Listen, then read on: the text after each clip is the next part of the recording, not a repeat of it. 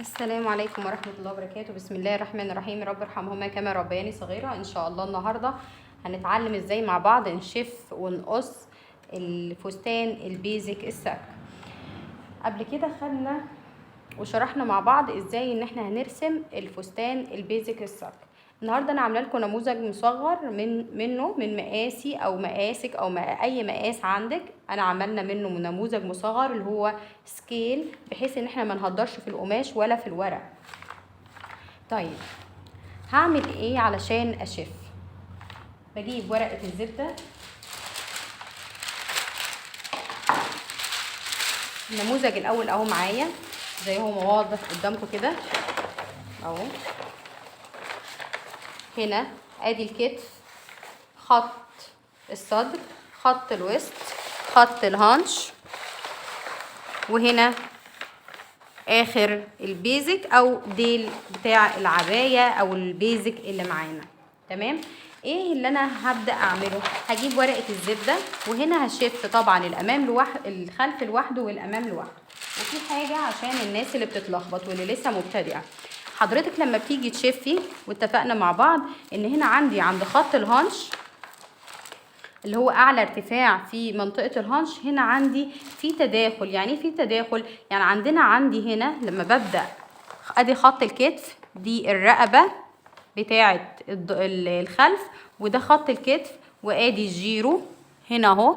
وبعد كده ببدأ اخد ادي الجنب، ادي من الصدر لحد الوسط، وبعد كده في تداخل اللي هو خط الجنب هنا في تداخل. يعني ايه؟ يعني عندي هنا ربع الهانش داخل عند ربع الهانش في الامام. اتمنى يكون واضح. يعني ايه الكلام ده؟ يعني عندي النقطة دي، النقطة اللي أنا علمت عليها دي هي مشتركة بين الخلف وبين الأمام، وهنوضح دلوقتي إزاي. علشان دلوقتي لما نيجي نشف ما تلخبطش وأقوم رايحة واخدة إيه؟ ماشية على الجزء بتاع الأمام أو ماشية على الجزء بتاع الخلف. تمام. يعني انا وانا بشف الخلف لازم امشي مع النقاط اللي هوضحها لكم دلوقتي. لو حضرتك مذاكره كويس اللي احنا خدناه قبل كده اللي انا بقوله دلوقتي اكيد حاجه تافهه جدا بالنسبه لك. اما لو حضرتك ما نفذتيش قبل كده او ما رجعتيش القواعد او الامور اللي احنا مشينا عليها قبل كده، فالامر هيكون مش سهل بالنسبه لك. تمام. طيب هبدا اجيب ورقه الزبده، وانا بحط ورقه الزبده على الفرخ اللي معايا او على الورقه اللي انا رسم عليها البيزك معايا، هراعي حاجه ان انا لازم اسيب فيها زيادات فوق، زياده فوق حوالي 3 سم او 2 سم، وكذلك في الجنب برضو هسيب زياده. يعني مش هاجي على الخط اللي انا واخداه او الكيرف اللي انا واخداه وابدا ان انا اثبت ورقه الزبده بالظبط. يبقى اول حاجه ان انا بسيب زيادات فوق وتحت، دي اول حاجه. طيب تاني حاجه هعمل ايه؟ ان انا ببدا ان انا افضي الهواء، ما بخليش بخلي ورقه الزبده مفروده جدا على الفرخ اللي معايا او على اللوحه او الورقه اللي معايا اللي هي تحت اللي انا راسمه عليها، وببدا ان انا افضي الهواء وادبس. حضرتك مبتدئه، فالخطوات اللي انا ماشيه عليها دي لازم حضرتك تعمليها بالظبط اهو. بفرغ الهواء انهي ناحيه؟ يعني مثلا انا في هواء عندي اهو، هاجي افرغه ناحيه الدبابيس بالشكل ده؟ لا، انا هفرغه في الناحيه اللي انا لسه ما دبستهاش. بشف الخلف لوحده وبشف الامام لوحده. انا دلوقتي رايحه اشف الخلف.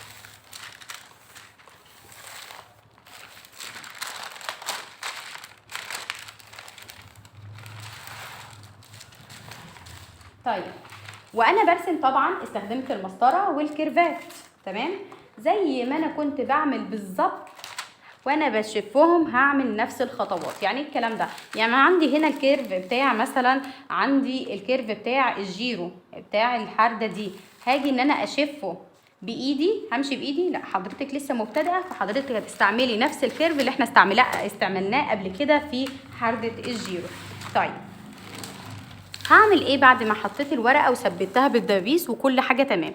هبدا اخد النقاط الاساسيه. يعني ايه النقاط الاساسيه؟ يعني عندي هنا نزول الرقبه الخلفيه، هبدا ان انا احط نقطه عنده، وعندي هنا اتساع الرقبه هبدا ان انا احط نقطه عنده، وعندي هنا نزول الكتف هبدا احط نقطه عنده، وعندي هنا الدوران بتاع او الكيرف بتاع الجيرو. تمام، هبدأ ان انا احط نقطة عنده. وهنا عندي نفس الكلام، بحط نقطة عند خط الوسط ونقطة عند خط الهانش، وانا طالعة نفس الكلام بمشي وبحط نقطة فين. المفترض ان احنا هنا عندنا خط للركبة زي ما احنا كنا واخدين الخطوات مع بعض، بحط عند خط الركبة نقطة، وعند اخر البيزك تحت نقطة اهو.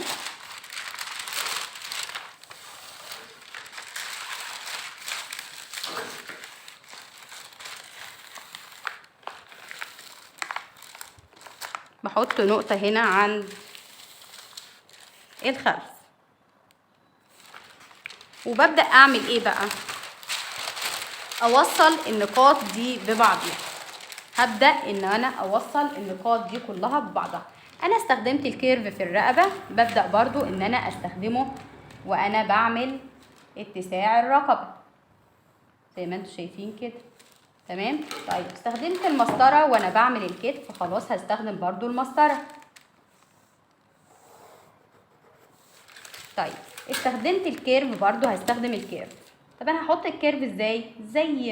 زي ما كنتي بتعملي بالظبط. طبعا احنا عندنا السكيل هنا الكيرف ما بيجيش على قده بالظبط، لان احنا عرفنا ان هو الكيرف ده معمول للمقاسات الكبيره، فاحنا بنشوف احنا عملنا ازاي والخطوات اللي كنا بنرسم بيها السكيل ازاي وبنمشي عليها. تمام. طيب نفس الكلام بستخدم الكيرف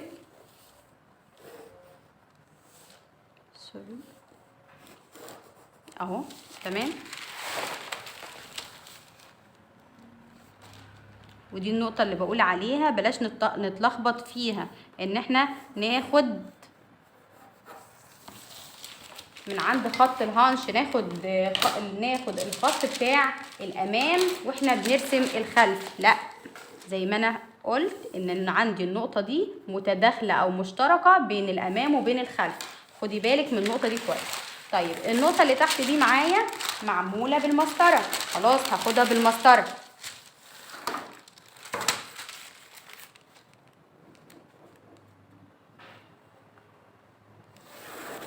بالشكل ده. تمام. وعندي هنا الخط ده برضو احنا واخدينه بالمسطرة، هاخده برضو بالمسطرة.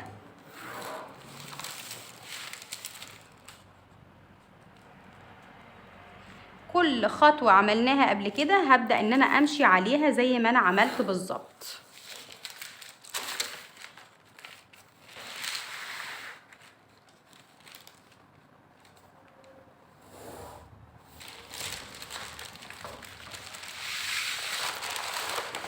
طيب هعمل ايه بعد كده؟ انا حددت خلاص النقاط الاساسيه.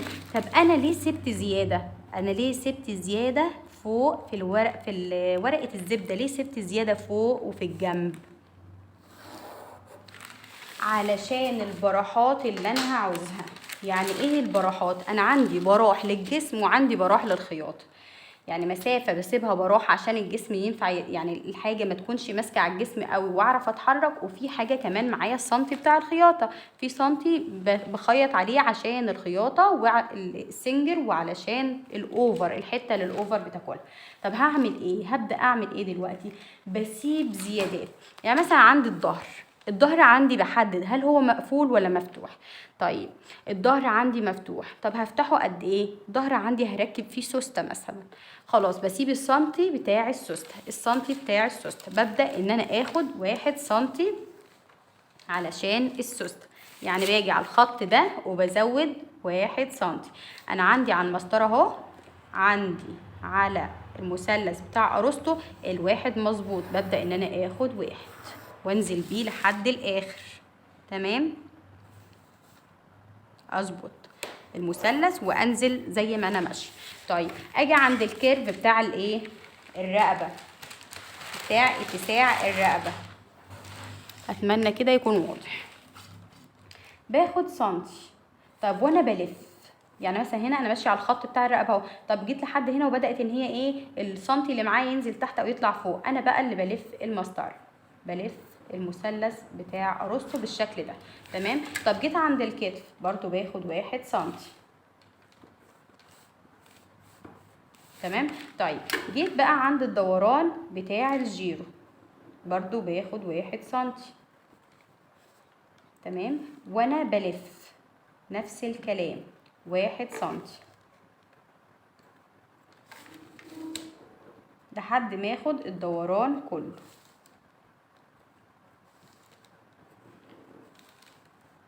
هنيجي بعد كده بقى عندي هنا من عند الجيرو، من عند اخر الجيرو لحد الوسط او لحد خلاص الديل، انا باخد زيادة معايا، زيادة على الجسم.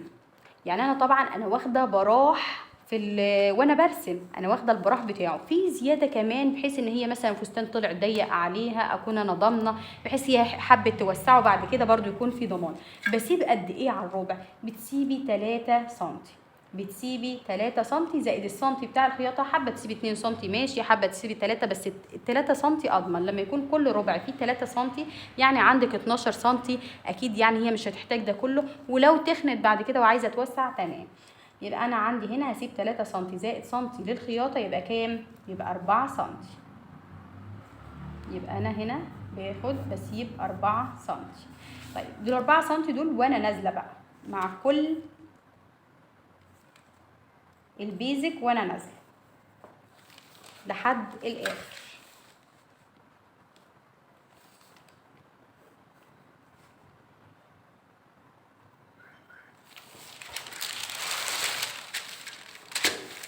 الزياده اللي هي 4 سم لحد الاخر، مش هزودها فوق واسيب الباقي من غير زياده، لا. طيب بعد كده هعمل ايه؟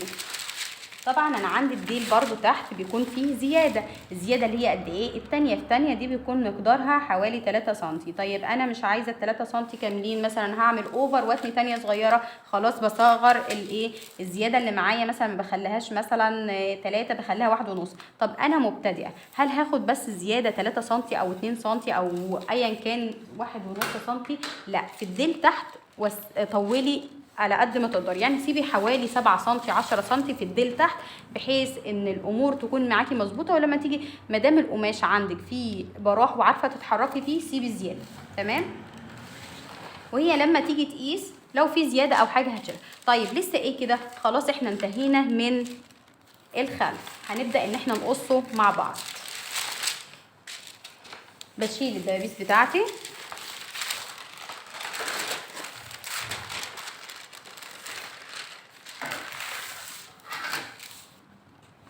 واقص الخلف اللي معايا.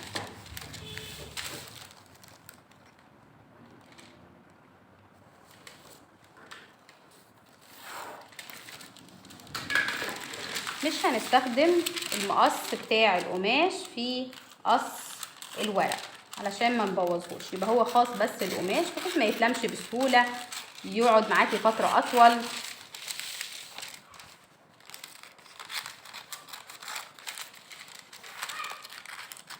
طيب لما بتيجي تجيبي مقص الورق ده، حاولي قدر الامكان ان هو يكون السلاح بتاعه من قدام ده يكون اطول من كده، هيريحك اكتر من القصير ده.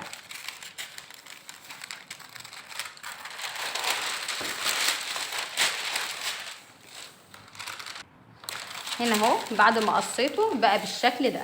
تمام. طيب في هنا حاجه كمان.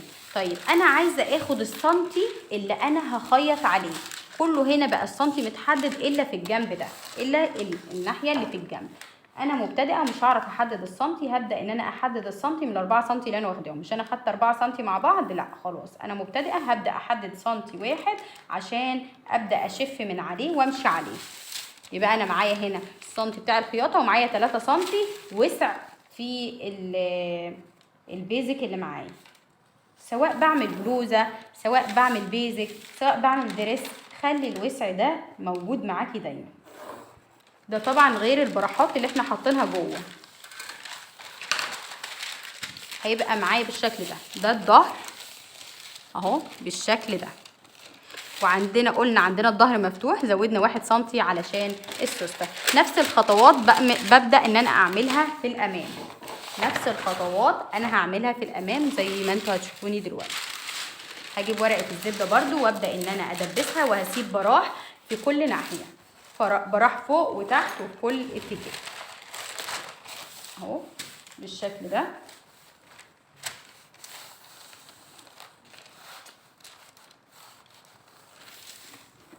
وابدا ان انا ادبس، وزي ما قلت لازم افضي الهواء اللي موجود في ورقه الزبده، ما اخليش فيها هواء.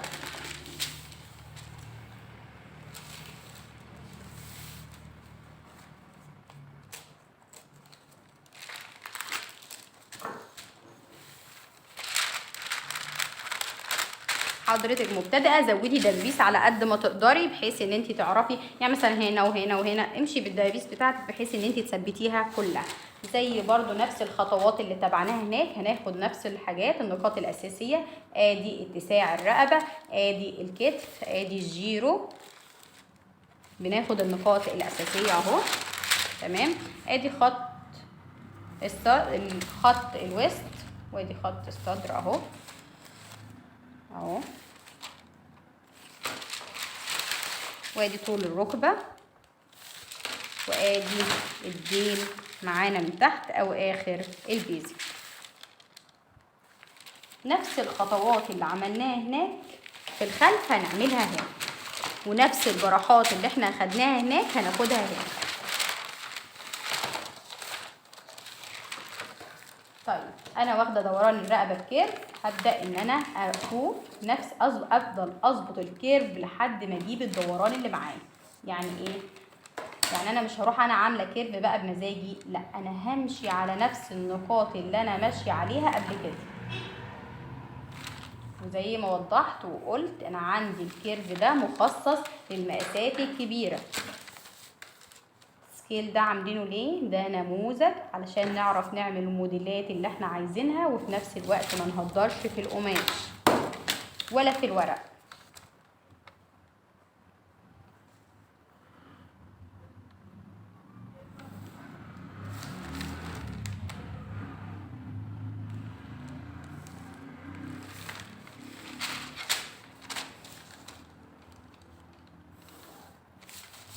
اهو نفس الكلام بالظبط.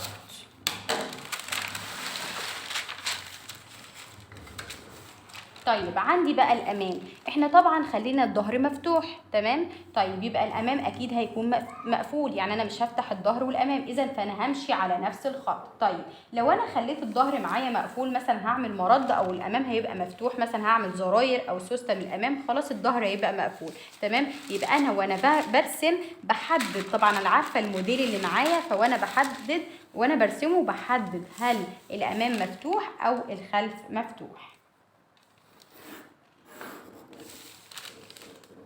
وادي كده برضو رسمنا الامام.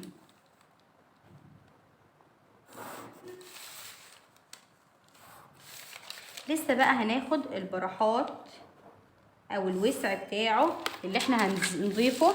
زي ما قلنا هناخد 4 سنتي للخياطة. هناخد الاول مع بعض سنتي الاول علشان نمشي عليه بالكربون، وهنشوف هنعمله ازاي دلوقتي.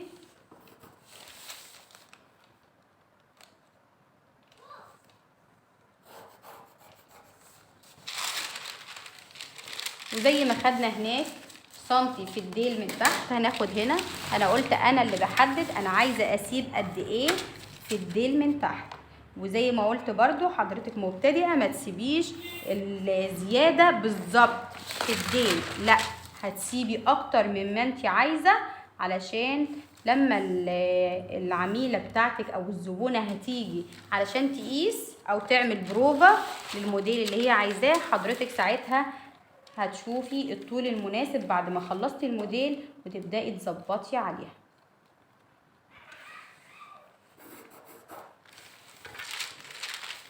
طيب ابدأ اخد انا من هنا كده ال4 سنتي، هاخد خط مستقيم الاول من عند الجيرو، من عند اخر الجيرو تمام، وابدأ ان انا اخد ال4 سنتي بتوعي.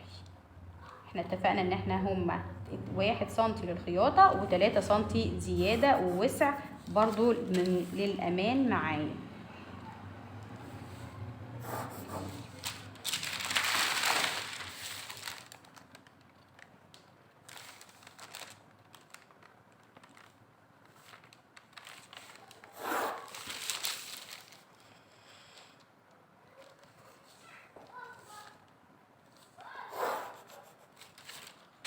تمام. نفس الكلام، احنا قلنا الزيادة بتبدأ من الزيادة اللي هي الوسع في الموديل اللي معايا بيبدأ من عند الجيرو، من عند نهاية الجيرو. اما لفة الجيرو او حردة الجيرو او الكيرف بتاع الجيرو نفسه انا بحط فيه 1 سنتي زي الرقبة بالظبط. ببدأ اخد نقاط كده بحيث يبقى كلها 1 سنتي.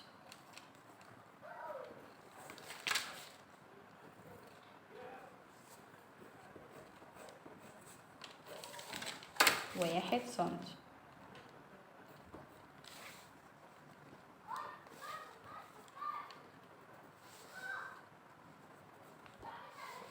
زي ما اتفقنا ان الامام هنا مقفول، انا اللي بحدد هل الامام مقفول او لا، وهبدأ ان انا اقصه زي ما احنا عرفنا. تمام. يبقى انا كده قصيت الامام والخلف. عشان وقت الفيديو هنيجي هنا عند الكم بتاع السكيل او الكم الكبير اللي معايا، نفس الخطوات بالظبط. طيب علشان ما اطولش في الفيديو، ايه الفرق؟ زي ما احنا عملنا هناك في حردة الجيرو ان انا ما زودتش على الكيرف ده الا 1 سنتي، هاخد هنا كده 1 سنتي طول ما انا ماشيه 1 سنتي. تمام. 1 سنتي 1 سنتي ده وانا بشف. تمام. وايه كمان؟ بطلع هنا زي ما اتفقنا برضو ان انا خدت هنا بمشي على الخط المستقيم ده واخد 4 سنتي. باخد قد ايه؟ 4 سنتي. ليه 4 سنتي؟ عشان السنتي بتاع الخياطه، وكمان 3 سنتي. يبقى الزياده بتبدا فين؟ من هنا، من عند نهايه الكيرف ده انا ببدا ازود ل 4 سنتي اللي هو سنتي خياطه و3 سنتي كمان وسع معايا فيها. تمام. وزي برضو ما اتفقنا ان احنا لسه برضو هناخد القراءات بتاعه الكم. الكم من تحت من هنا انا عايزه اضيف له 1 سنتي، عايزه اضيف له 3، عايزه اضيف له 5 على حسب الموديل اللي معايا. تمام. لو طبعا الاستك او كده فاحنا بنطول شويه، والحاجات دي هنعرفها برده المحاضرات الجايه. يبقى اتفقنا، يبقى احنا عندنا الزياده في الكم بتبدا هنا مع انتهاء الكيرف، بزود زيها زي ما انا بدات من نهايه الجيرو ان انا زودت 3 سنتي. اتمنى يكون المعلومه كده وصلت. طيب احنا كده شفينا. تمام. انا عايزه بقى ان انا هبدا ان انا اقص على القماش، وهقص على القماش واعمل كربون. خلاص، ده ان شاء الله المحاضره الجايه هنزلها لكم. يبقى احنا النهارده محاضره الشف، والمحاضره الجايه باذن الله تعالى اللي هي محاضره القص على القماش والكربون.